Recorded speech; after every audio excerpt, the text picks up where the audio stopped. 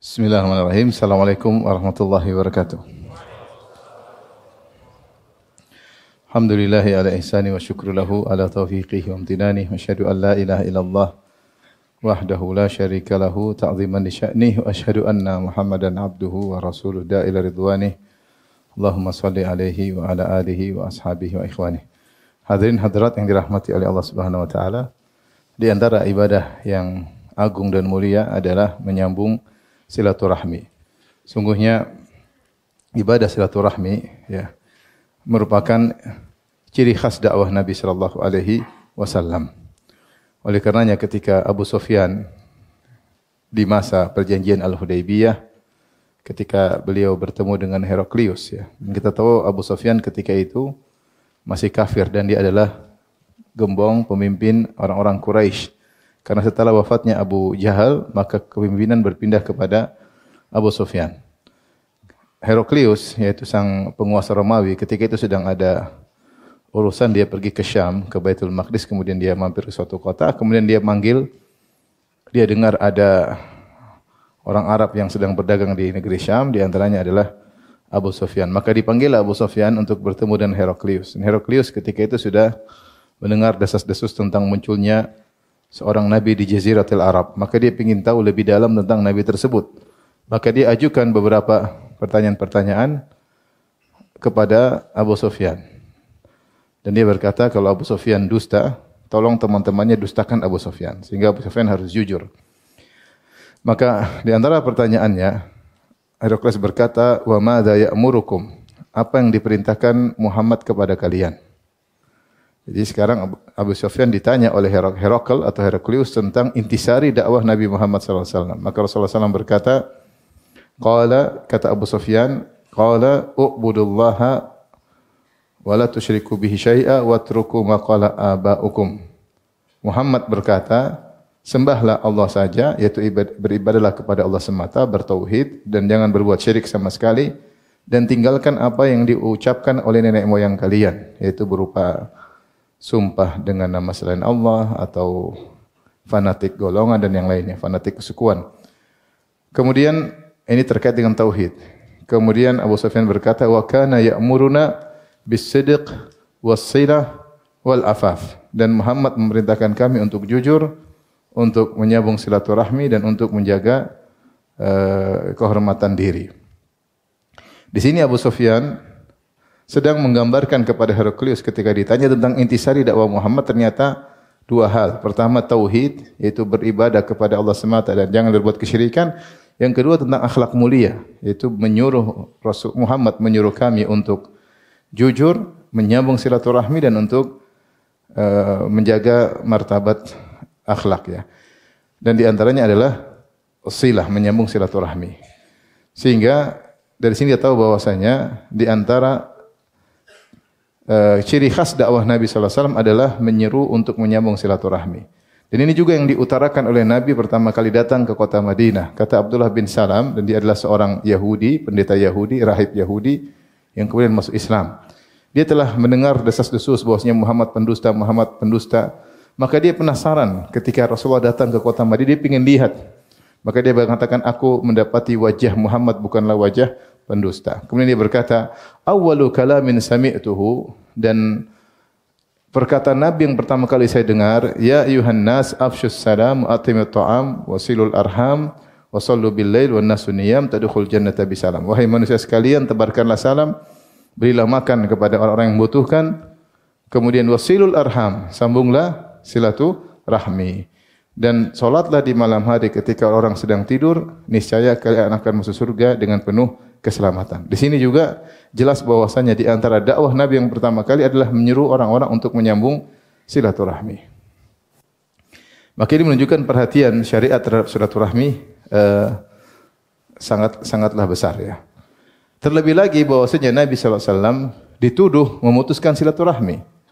Dan demikian para nabi dituduh dengan demikian. Walaqad arsalna ila Thamud akhahum salihan an i'budullah fa idahum fariqan yakhtasimun.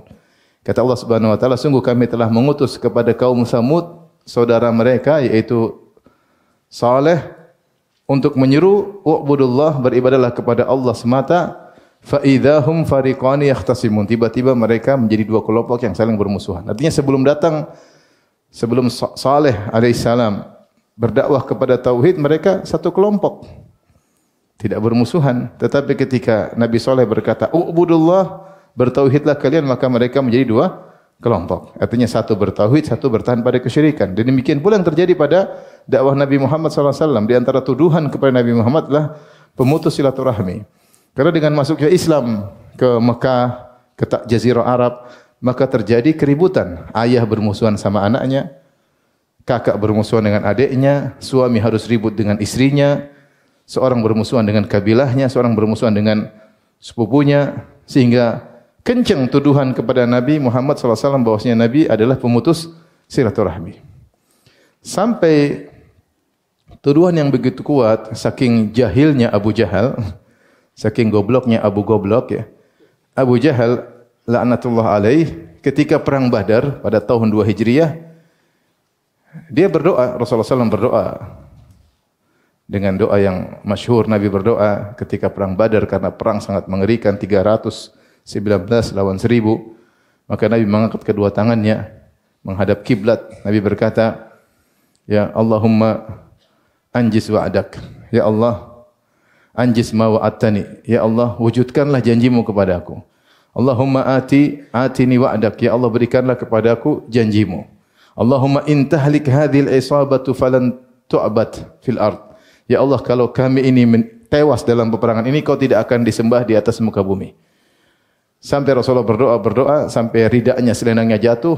Kemudian Abu Bakar datang mengangkat selendang Nabi, diletakkan di pundak Nabi. Abu Bakar berkata, "Ba'dha munasyadatika ya Rasulullah." Cukuplah sebagian doamu ya Rasulullah, sungguhnya Allah akan mengabulkan doamu. Maka turunlah firman Allah Subhanahu wa taala, "Idz tastaghitsuna rabbakum fastajaba lakum. Anni mumiddukum bi alfin minal malaikati murdifin." Tatkala kalian berdoa kepada Allah di perang Badar, maka Allah kabulkan, dan Allah kata Allah, "Aku akan kirimkan 1000 malaikat yang datang berturut-turut." Rupanya bukan Rasulullah SAW saja yang berdoa, Abu Jahal juga berdoa. Dia berdoa dalam hadis yang sahih, dia berkata, "Ayyuna aqta'u lirrahim wa atana bima lam na'rif atau bima la yu'raf fa ahinhul ghadata." Kata Abu Jahal kepada Allah, "Ya Allah, siapa di antara aku dan Muhammad yang lebih memutuskan silaturahmi dan membawa ajaran yang tidak kami kenal, maka binasakanlah dia hari ini." Maka binasakan dia dari hari ini. Dan turunlah firman Allah juga terkait Abu Jahal. Dalam surat Al-Anfal Allah berfirman, "In tastaftihu faqad ja'akumul fath." Jika kalian meminta keputusan dari Allah, maka sungguh telah datang keputusan. Yaitu Abu Jahal ingin tahu mana yang benar, dan dia menyangka karena kebodohannya Muhammadlah yang memutuskan silaturahmi. Muhammadlah yang bikin datang bawa bid'ah. Maka jadi mengatakan, "Wa atana bima lam na'rif." Siapa di antara aku dan Muhammad, di antara kami dan kaum muslimin, yang memutuskan silaturahmi dan membawa ajaran yang tidak dikenal, maka binasakanlah dia pada hari ini. Mereka menuduh Muhammad memutuskan silaturahmi karena dakwah Nabi Muhammad memecah belah, benar memecah belah. Yang bertauhid berpecah dengan yang berbuat apa? Kesyirikan. Kemudian Rasulullah SAW memperbaharui ajaran nenek moyangnya Ibrahim alaihissalam, sehingga beliau memperingatkan dari bid'ah-bid'ah dan dari syirik-syirik yang terjadi pada ibadat kaum Quraisy. Maka dianggap dakwah Nabi ini sebagai dakwah bid'ah oleh Abu Jahal. Dan akhirnya Allah kabulkan doa Abu Jahal. Maka Abu Jahal yang telah memutuskan silaturahmi, Abu Jahal yang telah memperjuangkan bid'ah dan syirik. Maka dia pun binasa pada hari tersebut. Maksud saya, Rasulullah SAW di antara dakwahnya adalah perhatian terhadap silaturahmi. Di antaranya beliau dituduh memutuskan silaturahmi. Sampai ketika turun firman Allah Subhanahu wa taala, "Wa anzir ashiratakal aqrabin." Dan berilah peringatan kepada kerabatmu yang terdekat. Maka Rasulullah SAW mengambil kerabat-kerabatnya. Rasulullah mengatakan, "Ya Bani Fulan." Ya sampai panggil Bani Hashim, paman-pamannya. Sampai Rasulullah berkata, "Ya Fatimah bintu Muhammadin salini mimma lima syi'ti la ughni anki minallahi syai'a." Wahai Fatimah, mintalah harta kepada aku akan beri, tapi aku tidak bisa menolongmu sama sekali. Wa ya Safiyah ammatu Rasulillah, wahai Safiyah, tantenya Rasulullah. Ya, angkiri nafsak, selamatkanlah dirimu, la ugni anki minallahi syai'a, aku tidak bisa menolongmu sama sekali. Disebut paman-pamannya. Kemudian di akhir hadis Rasulullah SAW berkata, illa anna lakum li rahiman sa'abulluha bibalaliha. Akan tetapi meskipun aku tidak bisa menolong kalian kalau kalian berbuat kesyirikan, tetapi kalian punya hubungan rahim denganku dan aku akan menyambung silaturahmi. Aku akan membasahi rahim tersebut. Karena memutuskan silaturahmi diibaratkan dengan suatu yang panas, butuh untuk dibasahi dengan menyambung silaturahmi. Intinya ini di antara bukti-bukti bahwasanya Rasulullah SAW ya dakwahnya adalah menyeru kepada silaturahmi dan merupakan ciri khas dakwah Nabi SAW. Bahkan Nabi SAW sebelum diangkat menjadi seorang Rasul terkenal suka menyambung silaturahmi. Makanya ketika Nabi SAW dapat wahyu di Gua Hira, maka dia ketakutan. Rasulullah SAW pun turun dari Gua Hira karena bertemu dengan malaikat Jibril, dipeluk dilepas. Maka Rasulullah SAW berkata kepada Khadijah, laqad khasyitu ala nafsi, sungguh aku khawatir suatu keburukan menimpa diriku. Maka apa kata Khadijah? Kalla fa wallahi abshir la yukhzikallahu abada. Ketahuilah ya, sekali-sekali Allah tidak akan menghinakan engkau selamanya. Bergembiralah wahai suamiku, kau tidak akan dihinakan selama-lamanya. Innaka latasilur rahim. Kau suka menyambung apa? Silaturahmi. Wa tasduqul hadis, engkau senantiasa jujur. Wa tahmilul kalla, engkau membantu orang yang belum bisa mandiri. Wa taksibul ma'dum, bahkan orang yang tidak punya kerjaan sama sekali kau bantu. Wa takri dhaif, kau suka menjamu tamu. Wa tu'inu ala bil haq, dan engkau suka menolong orang terkena musibah. Orang seperti engkau ini tidak akan dihinakan oleh Allah Subhanahu wa taala. Khadijah berdalil bahwasanya Nabi tidak akan dihinakan oleh Allah dengan sifat Nabi yang pertama, innaka latasilur rahim, kau suka menyambung silaturahmi. Jadi ingin saya sampaikan bahwasanya seharusnya dalam dakwah yang benar sering dibahas tentang silaturahmi. Karena itu ciri khas dakwah Nabi sallallahu alaihi wasallam. Sifat mendasar Nabi, ciri khas dakwah Nabi sallallahu alaihi wasallam, sampai ciri khas ini dikenal oleh musuh Nabi ketika itu, Abu Sufyan. Ketika ditanya apa sih konten dakwah Muhammad, Abu Sufyan berkata, wa kana ya'muruna bis-silah. Dia menyuruh kami untuk menyambung silaturahmi. Menyambung silaturahmi. Baik. Karena silaturahmi adalah ibadah yang sangat agung, maka pahalanya banyak ya. Tentu ini perlu pembahasan khusus ya. Di antaranya silaturahmi penyebab masuk apa? Masuk surga ya. Allah Subhanahu wa taala berfirman, walladzina yasiluna ma amara Allahu bihi ayyusal wa yakhshana rabbahum wa yakhafuna su'al hisab. Walladzina sabaru ibtigha' wajhi rabbihim wa aqamus salata wa anfaqu mimma razaqnahum sirran wa alaniyah. Dan seterusnya dalam surat Ar-Ra'd. Maka Allah mengatakan ulaika lahum uqubad dar, dan orang-orang yang menyambung silaturahmi bagi mereka kesudahan yang indah. Jannatu adnin yadkhulunaha wa man salaha min aba'ihim wa azwajihim wa dzurriyyatihim. Mereka masuk surga bersama orang-orang soleh dari orang tua mereka, dari istri-istri mereka atau pasangan hidup mereka, dari anak-anak mereka.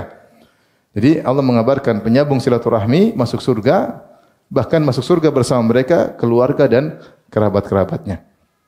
Baik. Kemudian sebagaimana kita tahu hadis bahwasanya siapa yang menyambung silaturahmi dilapangkan rezekinya, dipanjangkan umurnya, bahkan dihindarkan dari kematian yang buruk ya. Dalam satu riwayat kata Nabi sallallahu alaihi wasallam, wa yadfa'u anhu mitatassu. Siapa yang menyambung silaturahmi akan menghalangi dia dari su'ul khatimah, dari kematian yang buruk. Taib. Pembahasan tentang agungnya silaturahmi sangat panjang ya. Mungkin butuh pembahasan khusus, tapi pada kesempatan ini kita ingin fokus tentang pemutus silaturahmi. Dan demikianlah namanya suatu ibadah kalau pahalanya besar, maka lawannya juga dosanya besar, berbanding lurus. Contoh, tauhid pahalanya besar, syirik dosanya apa? Besar. Contohnya, berbakti pada orang tua pahalanya besar. Berarti durhaka juga dosanya besar ya. Demikian juga menyambung silaturahmi pahalanya sangat besar. Berarti kalau memutuskan silaturahmi dosanya sangat besar. Nah, pada kesempatan ini kita akan menyebutkan beberapa hal-hal yang merupakan dampak bagi orang yang memutuskan silaturahmi. Sebelumnya, apa itu rahim? Rahim ya, Secara umum kita tahu kekerabatan ada 3. Kerabat dengan rahim, itu dengan nasab. Yang kedua, kekerabatan karena ar-radha'ah, karena persusuan. Si fulan, saudara susuan si fulan. Yang ketiga, kekerabatan bil musahara, dengan pernikahan. Ya, faja'alahum nasaban wa sihra. Ya. Dan saudara, karena pernikahan, dengan kita menikah dengan seorang wanita, maka bapaknya jadi kerabat kita, mertua kita, kakak adiknya jadi ipar-ipar kita. Maka ini adalah kerabat karena pernikahan. 3-tiganya dianjurkan untuk disambung.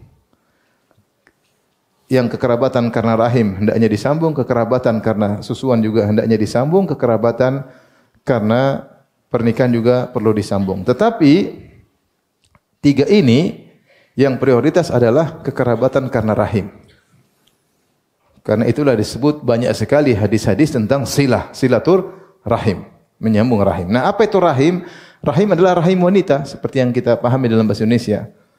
Nah, siapa rahim-rahim kita? Saudara-saudara kerabat-kerabat kita rahim, yaitu kerabat-kerabat kita karena rahim adalah orang-orang yang bertemu dengan kita pada rahim yang sama. Yaitu kita dan dia bersumber pada rahim yang sama. Entah satu ibu, ibunya rahimnya ibu, atau rahimnya nenek dari ibu, atau rahimnya nenek dari ayah. Kalau ditelusuri kita akan kembali kepada rahim yang sama. Itu namanya kekerabatan satu rahim.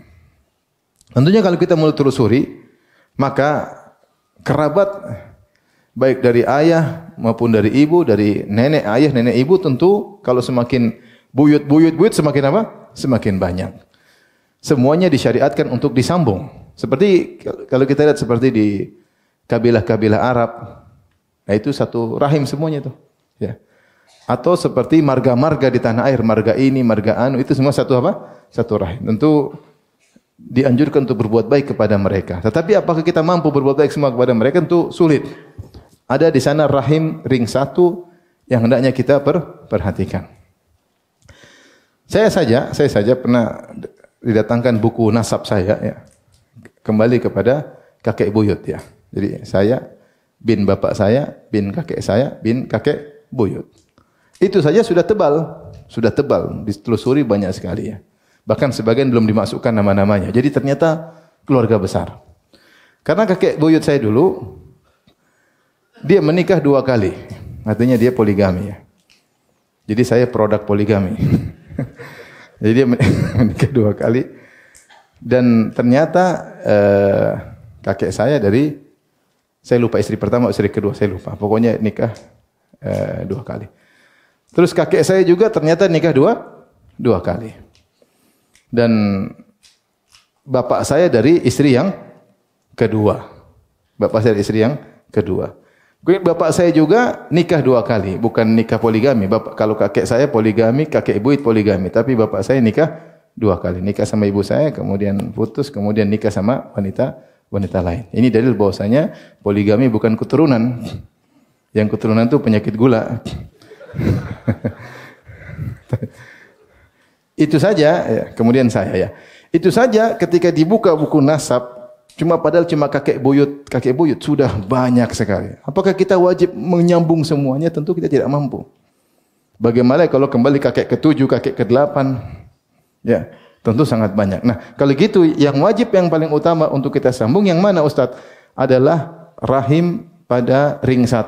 Ring 1 siapa? Perhatikan nih, ring 1 ayah dan ibu, paham? Ayah dan ibu. Terus kakek dan nenek dari ayah dan ibu. Jadi kakek dan nenek, kalau dari atas kita urut dari atas, kakek dan nenek dari ayah dan ibu. Kemudian ayah dan ibu. Kemudian tante dan om, paman dan bibi dari ayah maupun dari ibu. Yaitu saudara dan saudari ayah dan saudara dan saudari apa? Ibu. Ini ring 1. Kemudian setelah itu kita juga punya saudara-saudara kita, baik kandung maupun saudara seayah maupun saudara seibu, ya. Karena bisa jadi kita punya saudara, ternyata kita satu ibu dengan dia, bapak kita berbeda, berarti saudara seibu. Atau sebaliknya, kita dan dia bapaknya sama tapi ibunya berbeda, berarti saudara seayah. Atau kandung, ayah dan ibunya sama dengan kita, berarti saudara kandung. Ini semua wajib kita sambung silaturahmi. Kemudian Di bawahnya yaitu anak kita tentunya. Anak kita yang merupakan darah daging kita ya. Kemudian sepupu anak-anak, maksudnya ponakan-ponakan. Ponakan-ponakan kita yaitu anak dari saudara dan saudari kita. Kemudian cucu-cucu kita. Nah ini ring satu, paham? Ring satu dari mana? Ring satu itu adalah rahim kita yang sekaligus mahram kita jika seandainya kita berbeda jenis kelamin. Ya. Kalau saya laki-laki, dia perempuan, kita enggak boleh nikah. Itu namanya rahim ring satu. Contoh, bibi. Boleh enggak kita menikah dengan bibi? Enggak boleh. Bolehkah kita menikah dengan ponakan? Tidak boleh. Bolehkah kita menikah dengan saudara seibu? Tentu tidak boleh. Maka ini ring satu. Ini mahram yang paling utama untuk kita baikin. Setelah itu ada ring dua. Ring dua contohnya sepupu. Sepupu bukan mahram, boleh dinikahi. Ini ring dua dan kemudian seterusnya dan seterusnya. Maka semakin dekat, ini yang paling dekat, yang paling utama untuk kita sambung. Yang selainnya, ya semampu kita. Kalau disambung, alhamdulillah, dapat pahala. Tapi tidak ditekankan seperti ring satu. Maka pastikan dalam hidup ini, bahwasanya kita tidak ada masalah dengan mereka. Ring satu ini, Pak. Ada masalah sama tante enggak? Ada masalah sama om enggak? Ada masalah sama kakak, sama adik, sama ibu, sama ponakan, sama anak. Kalau ada masalah berarti kita khawatir termasuk memutus silaturahmi. Baik.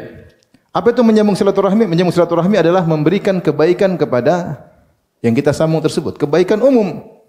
Dengan perkataan, dengan harta, dengan bantuan tenaga, dengan bantuan fikiran, dengan telepon. Semua kebaikan yang bisa kita berikan kepada mereka disebut menyambung silaturahmi. Adapun memutuskan silaturahmi itu memutuskan kebaikan bagi mereka. Bikin masalah dengan mereka, ribut dengan mereka, mendiamkan mereka, tidak pernah telepon mereka, tidak pernah membantu mereka, cuek dengan mereka, tidak mau mendengar tentang kabar mereka, ada kabar mereka yang susah pura-pura tidak tahu. Ini semua apa? Bentuk memutuskan silaturahmi. Baik. Apa dosa memutuskan silaturahmi? Saya bilang tadi, ketika mengambung silaturahmi, pahalanya besar, maka memutuskan juga dosanya besar. Di antaranya, orang yang memutuskan silaturahmi yang pertama, dikatakan oleh Nabi tidak masuk surga. Dalam hadis kata Nabi SAW, La yadkhulul jannata qati'. Sungguhnya, pemutus silaturahmi tidak masuk surga. La yadkhulul jannata qati'. Pemutus silaturahmi tidak masuk surga. Ini yang pertama, dalam hadis yang sahih. Yang kedua, bahkan ancaman yang tidak menyambung silaturahmi atau pemutus silaturahmi masuk neraka. Sama Allah sebutkan dalam surat Ar-Ra'd ketika Allah sudah menyebutkan tentang penghuni surga adalah penyambung silaturahmi. Setelah itu Allah menyebutkan penghuni neraka adalah pemutus silaturahmi. Kata Allah Subhanahu wa taala, "Walladzina yanquduna ahdallahi min ba'di mitsaqihi wa yaqta'una ma amara Allahu bihi ayyusal wa yufsiduna fil ardi ulaika lahumul la'natu wa lahum su'ud dar." Dan orang-orang yang membatalkan janji mereka kepada Allah setelah dikuatkan. Dan orang-orang yang memutuskan silaturahmi yang Allah suruh sambung. Dan orang-orang melakukan kerusakan di atas muka bumi, ulaika lahumul la'nah, bagi mereka laknat Allah, walahum su'ud dar, dan bagi mereka kesudahan yang buruk, maksudnya neraka jahanam. Tempat tinggal yang buruk maksudnya apa? Neraka jahanam. Jadi diancam tidak masuk, diancam masuk neraka. Ini yang keberapa? Yang kedua. Yang ketiga, Allah sebutkan bahwasanya orang yang memutuskan silaturahmi mendapat laknat dari Allah. Dan laknat kita tahu artinya terjauhkan dari rahmat Allah, terjauhkan dari kasih sayang Allah. Menyebabkan mereka terjauhkan dari rahmat Allah, kenapa mereka memutuskan silaturahmi? Allah berfirman dalam dua ayat, kata Allah Subhanahu wa taala tadi dalam surat Ar-Ra'd, ulaika lahumul la'nah. Sungguhnya orang memutuskan silaturahmi itu bagi mereka laknat Allah, terjauhkan dari rahmat Allah. Dalam ayat yang lain kata Allah Subhanahu wa taala, wa tuqatti'u arhamakum ulaika alladziina la'anahumullah. Dan kalian memutuskan silaturahmi, mereka itulah orang-orang yang Allah laknat mereka. Jadi bahaya memutus silaturahmi dilaknat oleh Allah Subhanahu wa taala. Bahaya yang keempat, orang yang memutuskan silaturahmi, orang ini ya dihalangi dari hidayah. Dihalangi dari hidayah. Sebagaimana dalam surat Muhammad tadi Allah mengatakan, "Fahal asaitum in tawallaitum an tufsidu fil ardi wa tuqatti'u arhamakum ulaika alladziina la'anahumullah fa asammahum wa a'ma absarahum." Dan kalian memutuskan silaturahmi Mereka itu adalah orang-orang yang Allah laknat. Fa asammahum, Allah bikin mereka menjadi tuli, wa a'ma absarahum, dan Allah bikin mereka menjadi buta. Apa maksudnya Allah menulikan mereka dan membutakan mereka? Maksudnya mereka kalau dengar tentang ayat-ayat Allah, tentang peringatan-peringatan Allah, mereka tidak peduli, ya. Kalau masuk telinga kanan, keluar telinga kiri. Terkadang langsung mental, belum masuk telinga, ya. Ditutup oleh Allah. Sama kalau mereka melihat peringatan dengan mata mereka, ada ayat Allah, peringatan, mereka tidak mengambil pelajaran. Kenapa? Sebabnya karena mereka memutuskan silaturahmi, sehingga dibutakan mata dan ditulikan telinga, dan ini bahaya, ya. Bahaya ketika hidayah diputus oleh Allah Subhanahu wa taala. Ini yang keberapa tadi? Yang keempat. Yang kelima, bahwasanya orang yang memutuskan silaturahmi, datang dalam sebagian hadis dalam Musnad Imam Ahmad dan dihasankan oleh para ulama, di antaranya oleh Syekh Albani dan Al-Arnaud, bahwasanya orang yang memutuskan silaturahmi amalannya tidak diterima. Amalannya tidak diterima. Dalam hadis Rasulullah SAW bersabda, "Tu'radu a'malu bani Adam asyiyatal khamis, fala yuqbal amalu qati'ir rahim."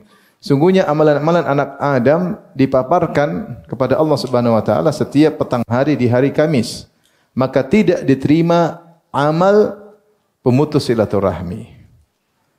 Ini menunjukkan ngerinya. Ada yang mengatakan maksudnya tidak diterima, maksudnya tidak diterima sempurna. Ada yang mengatakan sebagian tidak diterima, sebagian diterima. Intinya datang dalam konteks mengingatkan bahwasanya peringatan orang yang memutuskan silaturahmi amalnya tidak diterima. Semirip dengan hadis ini, hadis yang hasan. Datang dalam hadis yang lain, meskipun dikatakan sanadnya lemah karena ada perawi mudallis dan tidak sarrah bi tahdits. Dalam Sunan Ibnu Majah, Rasulullah SAW bersabda, "Thalathatun la turfa'u lahum salatuhum fawqa ru'usihim shibran." Ada 3 orang yang salatnya tidak diangkat di atas kepalanya. Itu tidak diterima oleh Allah Subhanahu wa taala, tidak diangkat secara sempurna. Yaitu bisa jadi ditolak, bisa jadi amalannya kurang. Yang pertama, kata Nabi SAW, "Rajulun amma qauman wa hum lahu karihun." Seorang jadi imam padahal makmumnya tidak suka sama dia. Yang kedua adalah imra'atun batat wa zawjuha 'alaiha karih. Perempuan yang tidur sementara suaminya jengkel sama dia. Yang ketiga dalam hadis yang sahih, al-abdul abiq, yaitu hamba yang kabur dari majikannya sampai dia kembali. Dalam sebagian riwayat Ibnu Majah, sanadnya lemah. Rasulullah berkata, akhwani mutasariman, yaitu 2 orang yang saling mendiamkan, saling memboikot di antara mereka. Al-akhwani mutasariman, 2 orang yang saling mendiamkan, saling boikot di antara mereka. Ini tidak diterima salatnya. Baik, 3 orang ini, yang pertama adalah imam yang tidak disukai oleh makmumnya. Tidak disukai maksudnya apa? Mungkin ada bid'ahnya, mungkin tukang maksiat, mungkin tidak pantas jadi imam, bacaannya tidak sesuai, masih ada yang lebih baik daripada dia, sehingga orang tidak suka dengan dia. Adapun imamnya tidak disukai karena menjalankan sunnah, enggak ada urusan. Ya.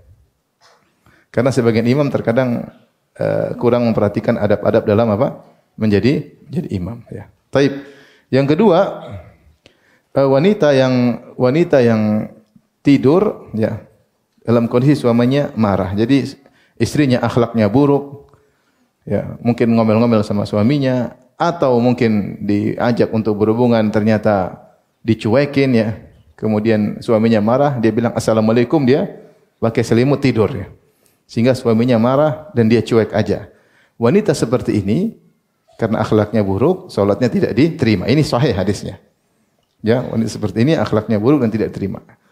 Yang adapun lafal yang dhaif yang tadi kita sebutkan adalah tentang 2 orang yang saling mendiamkan. Ya, ini 2 orang yang saling mendiamkan, salatnya tidak diterima. Meskipun sanadnya lemah, tapi kita katakan tadi ada hadis yang sanadnya hasan, bahwasanya pemutus silaturahmi, ya, amalnya tertolak. Maka ini tentu ancaman yang berat.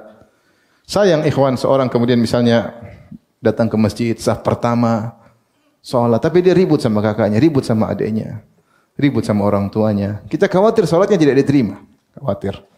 Kalaupun diterima tidak sempurna. Kenapa? Dia ribut dengan saudaranya. Tidak diterima amalannya. Waliyadzubillah, ya. Maka waspada. Sekarang yang keberapa? Yang keenam.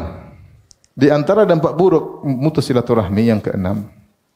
Orang yang memutuskan silaturahmi tidak mendapat bonus ampunan dari Allah Subhanahu wa taala. Tidak mendapat bonus ampunan dari Allah Subhanahu wa taala. Dalam hadis kata Rasulullah sallallahu alaihi wasallam, "Tuftahu abwabul jannah kullal itsnain wal khamis." Dibukakan pintu-pintu surga setiap hari Senin dan hari Kamis. Fayughfaru likulli 'abdin la yusyriku billahi syai'a. Maka setiap hari Senin, hari Kamis ada bonus ampunan bagi setiap hamba yang bertauhid, yang tidak melakukan syirik sama sekali. Dapat bonus ampunan. Ini itu yang kita harapkan. Kita tidak berusaha belajar tauhid, meninggalkan segala bentuk kesyirikan, dan kita pasti bermaksiat. Nah, kita berharap setiap Senin, Kamis dapat bonus ampunan dari Allah. Tapi ada yang terhalangi meskipun dia bertauhid, meskipun dia menjauhi kesyirikan. Kata Allah, illa rajulan, kata Nabi sallallahu alaihi wasallam, illa rajulan kana bainahu wa baina akhihi syahna. Kecuali seorang yang bermasalah dengan saudaranya, ada permusuhan. Fayuqal, maka dikatakan, anziru hadaini hatta yastaliha. Anziru hadaini hatta yastaliha, anziru hadaini hatta yastaliha.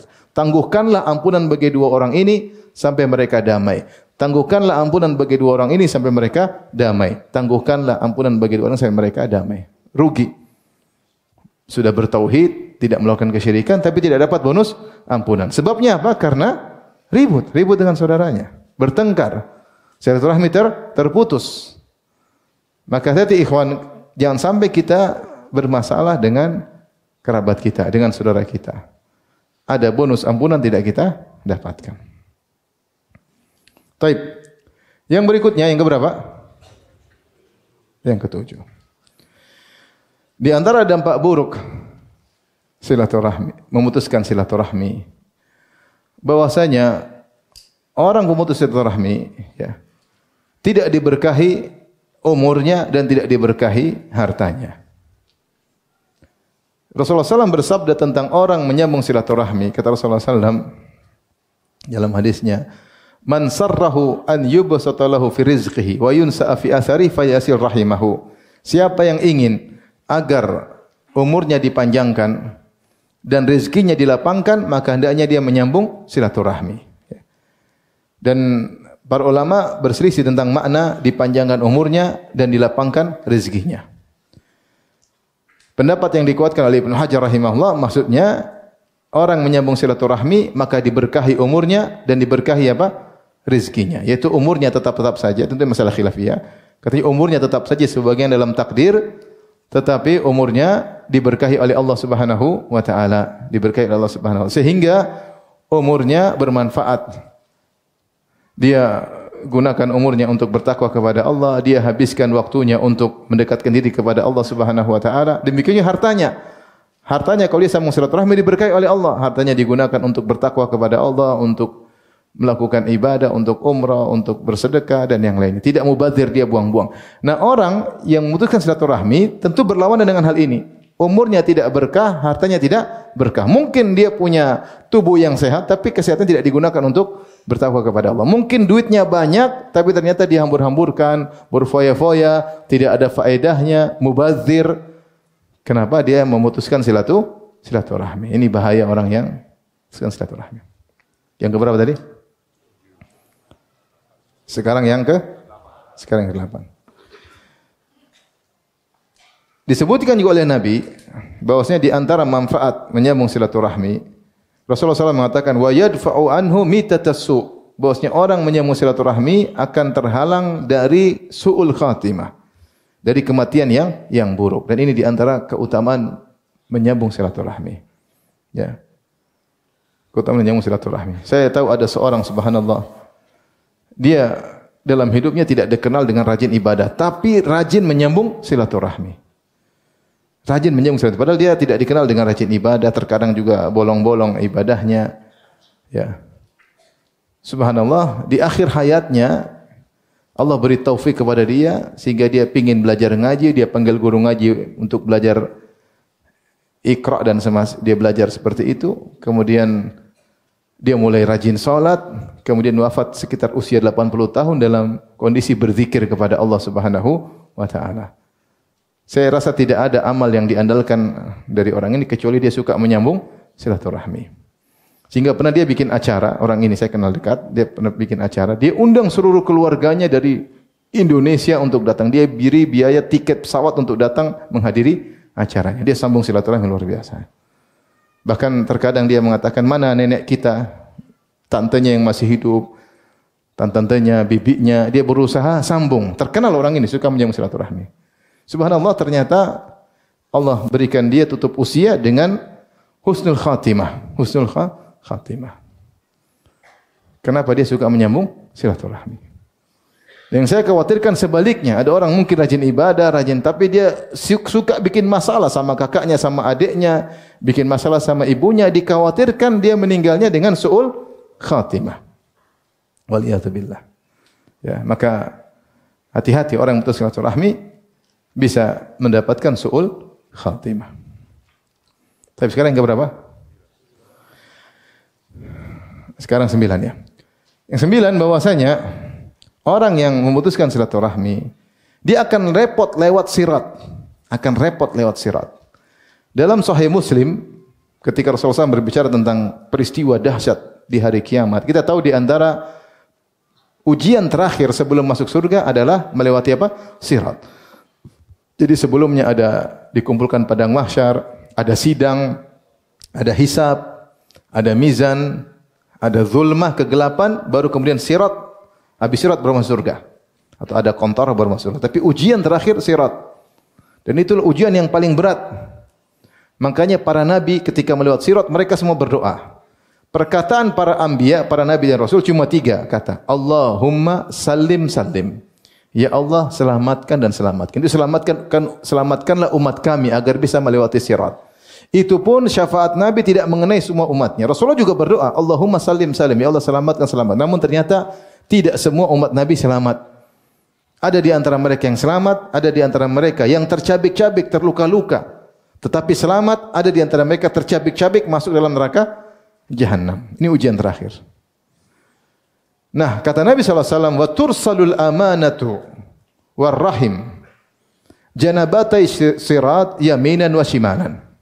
Maka Allah kirim al-amanah, amanah dan rahim, Allah kirim mereka berdua nunggu di samping kanan dan samping kiri sirat.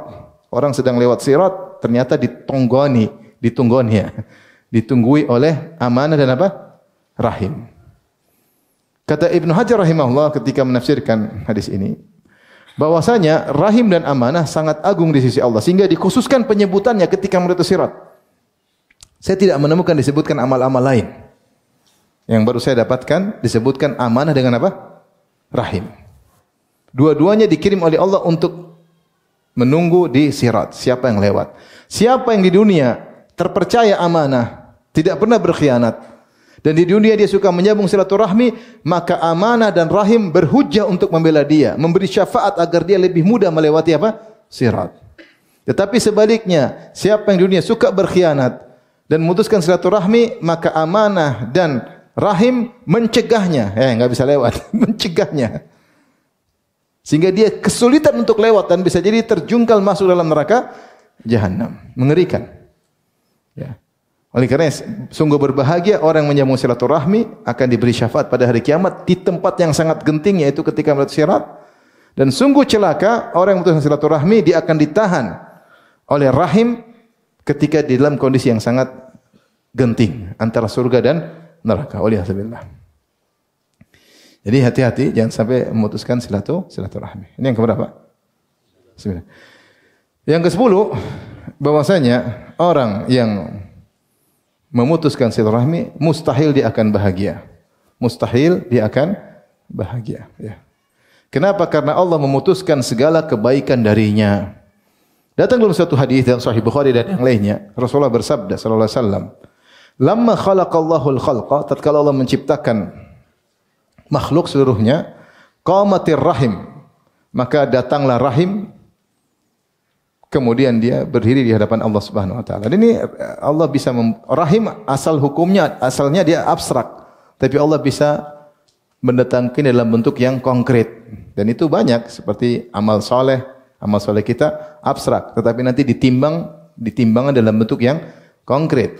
Contohnya amal soleh, kita baca Quran, Al-Quran akan datang misalnya di hari kiamat, surat Al-Imran, surat Al-Baqarah akan menjadi awan yang menaungi orang yang membaca Al-Quran dan surat Al-Baqarah. Demikian juga amal soleh adalah suatu yang abstrak, tapi akan datang di alam kubur menjadi seorang yang berwajah tampan, bersinar, kalau itu amal soleh. Kalau amal buruk menjadi seorang wajah yang mengerikan. Intinya amal bisa berubah menjadi sesuatu yang konkret. Contoh lagi kematian. Kematian adalah sesuatu yang abstrak. Ya, tetapi pada hari kiamat akan didatangkan dalam bentuk domba yang disembelih di antara penghuni neraka dan penghuni apa? Surga. Dan banyak hal seperti ini. Sama, rahim secara umum di abstrak, hubungan. Tetapi Allah datangkan dalam bentuk konkret. Ketika Allah menciptakan makhluk, maka qaumatir rahim. Maka rahim pun datang dan dia berdiri di hadapan Allah Subhanahu wa taala dan dia berkata, "Hadza maqamul aidhi bika minal qati'ah." Ya Allah, di sinilah tempat berlindung kepada Engkau dari pemutusan silaturahmi, yaitu rahim berlindung kepada Allah agar dia tidak terputuskan.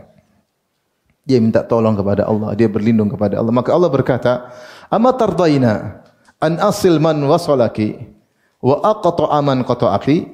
Tidakkah engkau ridha wahai rahim, aku akan sambung kebaikan bagi orang yang menyambungmu, dan aku akan memutuskan orang yang memutuskanmu.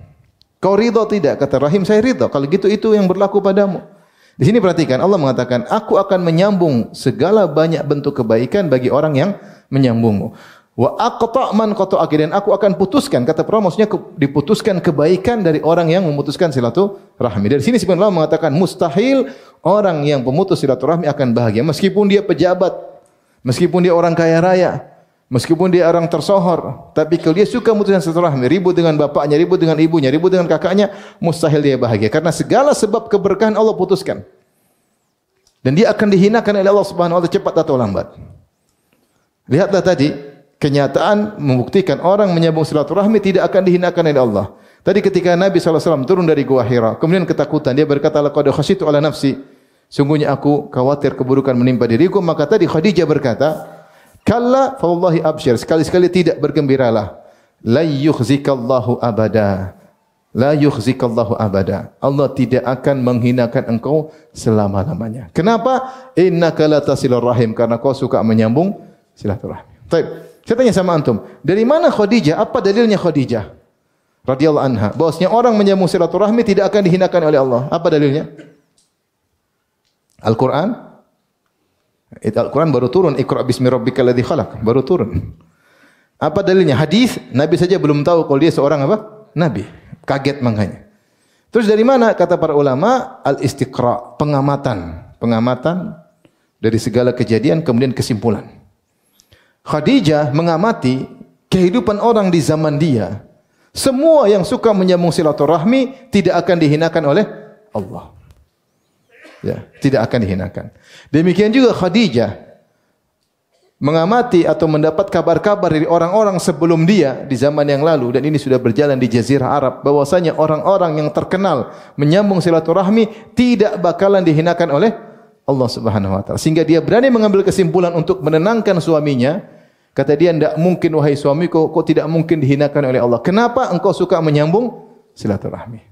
Maka kebalikannya, orang memutus silaturahmi, maka dia pasti dihinakan oleh Allah Subhanahu wa taala, cepat atau lambat. Dia tidak akan bahagia. Kenapa? Karena seluruh sebab-sebab kebaikan Allah putuskan.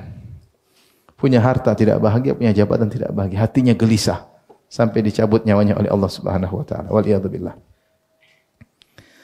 Baik. Di antara bahaya memutus silaturahmi yang keberapa ini? Yang ke-11.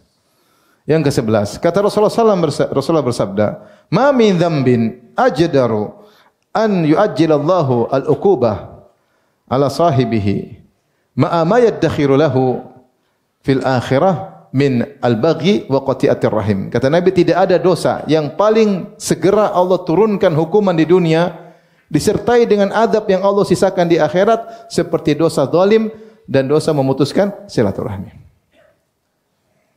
Bagaimana kalau menggabungkan keduanya? Sudah putuskan silaturahmi kemudian apa? Zalim. Ya, saya pernah ketemu dengan salah seorang pengurus masjid, dia cerita Ustaz, dulu ada pembagian warisan. Bapak saya punya dapat jatah banyak, tapi diambil oleh adiknya atau kakaknya, diambil oleh om. Terus dibagi-bagi kepada anaknya. Padahal mereka itu enggak boleh. Tapi kami enggak bisa berbuat apa-apa. Akhirnya Ustaz, mereka mati satu demi satu. Dan matinya semua buruk. Ada yang begini, ada yang begini, ada yang begini. Matinya semua mengenaskan, tapi tidak langsung. Tapi apa? Pelan-pelan. Makanya saya bilang bahaya silaturahmi. Jangan sampai kena su'ul khatimah. Dan hukum adab disegerakan. Bagaimana kalau menggabungkan antara zalim dan memutuskan silaturahmi. Contoh, ada hak warisan tadi, harusnya untuk rahimnya dia tahan, dia ambil sendiri. Itu menggabungkan antara zalim dan memutuskan silaturahmi. Belum lagi bukan berarti dosa ini, hukuman ini mengurangi hukuman di akhirat. Tidak, hukuman akhirat lain lagi. Nabi berkata, disegerakan di dunia ma yaddakhiru lahu fil akhirah. Disertai dengan hukuman yang Allah sisakan di mana? Di akhirat. Ini ikhwan dan akhwat yang dirahmati Allah Subhanahu wa taala. Kurang lebih bahaya dan celaka kalau orang memutuskan silaturahmi. Maka di akhir pengajian ini saya ingatkan bahwasanya menyambung silaturahmi butuh pengorbanan. Pengorbanan harta, pengorbanan perasaan, pengorbanan tenaga. Karena ini adalah ibadah yang agung, ibadah yang agung, ya. Pengorbanan harta, Allah mengatakan memuji orang-orang beriman, wa atal mala ala hubbihi dzawil qurba. Di antara ciri-ciri orang beriman adalah memberikan harta yang dia sukai kepada kerabatnya. Dia memilih harta yang dia sukai untuk apa? Kerabatnya, ya. Dan ini butuh pengorbanan. Kita suka uang kasih sama kerabat. Makanya saya bilang sama antum, kalau antum tiba-tiba terbetik hati ingat tante, segera ambil ATM. Kemudian pencet 0, ingat 0-nya 6, jangan 3. Bismillah. Lama-lama terbiasa. Tante dulu masih kecil mungkin sayang sama kita. Bibi dulu mungkin gendong-gendong kita. Ini orang pernah cebok kita. Itu kita tahu, lupa. Yang jelas ini rahim. Rahim, ya. Jangan ragu-ragu. Tiba-tiba ingin beli hadiah buat ponakan, beli hadiah. Jangan ragu-ragu. Ponakan ada yang ingin belikan mainan, belikan. Jangan ragu-ragu. Kita sedang menyambung apa? Silaturahmi. Butuh pengorbanan. Sampai ada yang bilang, Ustaz, kemarin saya ditanya, Ustaz, ada orang memanfaatkan, saya sering bantu kerabat sehingga saya dianggap dimanfaatkan oleh kerabat. Bagaimana Ustaz? Justru itu yang kita cari, dimanfaatkan oleh apa? Kerabat, sehingga harta kita bermanfaat. Makanya dimanfaatkan. Terus mau dimanfaatkan sama siapa? Kalau janda yang minta bantuan semangat, begitu maksudnya. Sama kerabat kurang semangat. Ya, manfaat kerabat itu yang kita cari. Ya. Berbeda kalau kau dimanfaatkan oleh kerabat, kemudian istrimu jadi kurus krempeng. Nah, itu berarti kau salah dalam skala prioritas. Tapi kalau istri alhamdulillah gemuk, berbobot, bersahaja, uang buat apa? Mau simpan-simpan, bawa mati, enggak dibawa mati, udah. Bisa sambung silaturahmi, sambung. Tentu dengan skala prioritas, ya. Jadi butuh pengorbanan uang, butuh pengorbanan tenaga. Sisihkan waktu untuk main ke rumah kakak, ke rumah adik, jenguk, biaya besar pergi ke tante om mungkin di kota lain, mungkin naik kereta, mungkin naik motor, mungkin naik mobil, tenaga, ya. Butuh. Ini mengeluarkan tenaga pada tempatnya karena kita ingin menyambung apa? Silaturahmi. Dan yang paling susah korban perasaan. Karena hubungan dalam kerabat terkadang masalah. Tidak semua kerabat ngaji, tidak semua kerabat memahami. Kadang mengganggu kita, sabar ya. Karena tidak semua kerabat memahami. Yang jadi masalah terkadang korban perasaan. Saya punya kawan 2. Satu datang sama saya, Ustaz.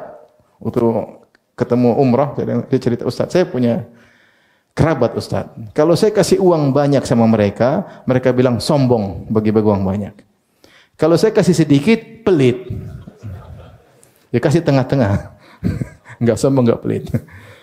Saya bilang, subhanallah, ada yang seperti itu ada.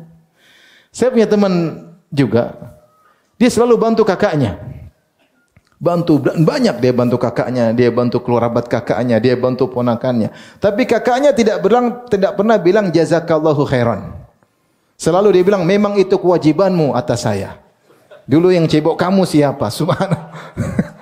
Iya, memang kau cebok kamu, kewajibanmu sebagai kakak. Ini tidak wajib untuk menafkahi kakak dan adik. Tapi subhanallah, Kakaknya tidak ada kata terima kasih. Sampai teman saya ngeluh berapa kali, saya bilang sabar. Itu Allah ingin pahalamu sempurna. Maka orang yang kau bantu tidak mengucapkan terima kasih. Ya. Ini namanya korban apa? Perasaan. Makanya Rasulullah SAW bersabda, "Laisal wasil bil mukafi, walakinil wasil man idza quti'at rahimuhu wa salaha." Bukan penyambung silaturahmi sejati adalah yang berbuat baik kalau dibaikin. Tetapi penyambung silaturahmi adalah yang diputuskan tetap dia sambung, diputuskan dia sambung, diburukin dia baikin, dijelekin dia baikin. Ini penyambung silaturahmi sejati. Karena berarti dia menyambung silaturahmi bukan karena duniawi, bukan karena untuk diucapkan terima kasih, bukan karena untuk disanjung oleh kerabatnya, tapi dia mencari wajah Allah Subhanahu wa taala. Tapi ini susah. Banyak kita kalau nyambung tidak dibilang terima kasih, tidak disambung lagi, selesai. Yang satu boleh kita ini terima kasih, syukron kak, kakak masya Allah. Kasih lagi. Yang satu memang kewajibanmu. Ya. Korban perasaan. Sampai ada seorang sahabat datang, "Ya Rasulullah, innali qarabatan asiluhum wa yaqta'unani." Ya Rasulullah, saya punya kerabat. Saya sambung, mereka putusin silaturahmi. Wa uhsinu ilaihim wa yusuna ilayya. Saya berbuat baik sama mereka, mereka berbuat buruk kepadaku. Air susu dibalas dengan air tuba. Wa ahlumu anhum wa yajhaluna alayya. Aku sabar memaafkan mereka, mereka berbuat jahil kepada aku. Bagaimana apa yang Rasul lakukan? Semua kebaikan dibalas keburukan. Apa kata Nabi sallallahu alaihi wasallam? Wa in kunta kama qult fa ka'annama tusifuhumul mal wa la yazalu ma'aka minallahi dhahirun ma dumta ala dhalik. Kalau apa yang kau ucapkan itu benar, seakan-akan kau masukkan debu panas dalam mulut mereka. Maksudnya ada yang mengatakan menunjukkan mereka berdosa karena membalas kebaikan dengan apa? Keburukan. Ada yang mengatakan buat malu mereka, rai gedek, sudah berbuat buruk, dibalas dengan kebaikan terus harusnya malu. Tapi perhatikan di akhir hadis kata Rasulullah SAW, wala yazalu ma'aka minallahi dhahirun ma dumta ala dzalik. Senantiasa Allah kirimkan penolongmu selama kau seperti itu. Ada Allah kirim penolong, mungkin malaikat menolong kita dalam banyak hal. Ada penolong kuatkan kita. Ada penolong buat kita untuk berbuat kebaikan, bersabar, istiqamah dalam kebaikan. Allah kirim dan kita buku penolong dari Allah Subhanahu wa taala. Maka orang seperti ini sabar, bertahan, korban perasaan karena Allah Subhanahu wa taala. Kenapa pahalanya besar? Jangan terpancing memutuskan silaturahmi. Maka sekarang kita pastikan, antum, saya juga semua pastikan. Rahim kita yang saya sebut nanti, ada enggak masalah? Coba. Nenek ada masalah enggak? Sudah enggak ada masalah, sudah meninggal dunia. Kakek enggak ada masalah, sudah meninggal dunia. Waktu hidup ada masalah enggak? Ada, ya sudah. Bapak, Ibu, taib. Siapa lagi? Tante, bibi, ada masalah enggak? Taib. Bukan cuma ada masalah tidak. Kamu sambung enggak? Ada telepon enggak? Ada kirim hadiah enggak? Atau cuek, enggak ada urusan? Tante enggak ada urusan. Kalau tidak ada urusan berarti tidak menyambung silaturahmi. Tidak ada kontak. Bertahun-tahun lewat, tidak ada telepon, tidak ada kontak. Silaturahmi bagaimana seperti ini? Taib. Kakak adik. Ada hubungan enggak? Bayangkan sama kakak adik enggak pernah teleponan. Enggak pernah kunjungan. Tiap hari ketemu kawan, ketawa ketiwi. Undang orang makan di rumah. Kakak adik enggak pernah diundang. Ribut melulu, gontok-gontokan. Sebagian kerabat terkadang kurang ajar. Mentang-mentang ibunya sayang sama dia, dia lapor sama mamanya. Mak ini gini-gini. Akhirnya mamanya ikut menyerang. Karena sayang kepada salah satunya. Sabar. Sabar. Nah kita jangan sampai ada masalah. Pastikan. Tapi sama anak ada masalah enggak? Kalau enggak ada, alhamdulillah. Ponakan bagaimana? Adakah perhatian kita kepada mereka? Adakah sumbangsi kita? Apakah pemikiran, duit, uang? Ataukah kita hambar? Kalau hambar berarti enggak ada silaturahmi. Mungkin tidak dibilang memutuskan, wallahu alam, tapi tidak ada silaturahmi. Ya, ini harus kita perhatikan, jangan sampai kita meninggal dalam kondisi memutuskan silaturahmi. Tapi demikian saja, mohon maaf banyak pertanyaan tidak bisa saya jawab. Insyaallah kita lanjutkan kesempatan yang lain. Wabillahi taufiq hidayah. Assalamualaikum warahmatullahi wabarakatuh.